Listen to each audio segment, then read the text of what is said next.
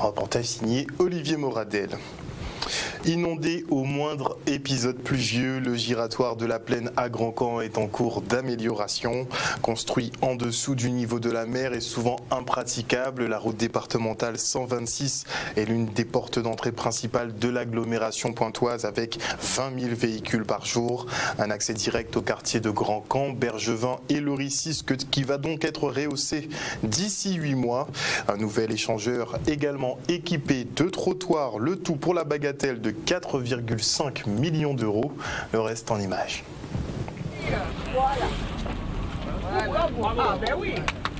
Nous connaissons l'état de cette route en période de pluie.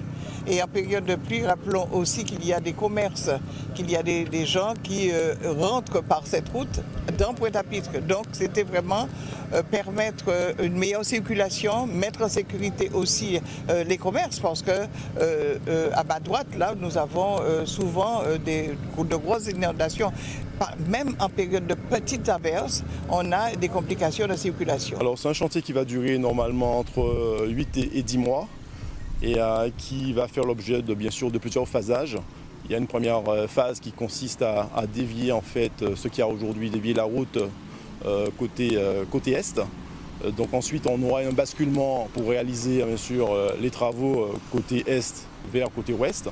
Donc tous ces travaux-là, en fait, dont la maîtrise d'œuvre va être assurée par les routes de Guadeloupe, puis il y aura des réunions de chantier qui vont se faire régulièrement et il y aura un suivi assez régulier sur ça. Cette route, ce rond-point, puisque ce n'était qu'un rond-point, sera transformé vraiment permettra une circulation beaucoup plus fluide, mais permettra surtout de régler le problème des inondations et des difficultés de circulation en période de pluie. On va non seulement répondre à la problématique inondation, mais on va également répondre aussi à une meilleure lisibilité de la route.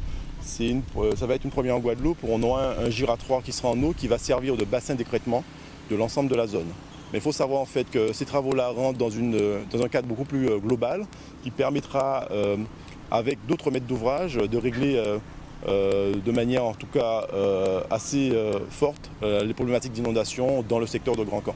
Une bonne nouvelle pour les habitants des abîmes de Grand-Camp et de la Guadeloupe parce que c'est un des points les plus fréquentés de la Guadeloupe et ça signe que la collaboration entre le département, la ville des abîmes et de Pointe-à-Pitre est tout à fait opérationnelle et concrète. De point de vue esthétique, ça sera une belle entrée de ville, mais je crois que surtout pour le confort de tous les habitants de la ville, ça sera des inondations en moins.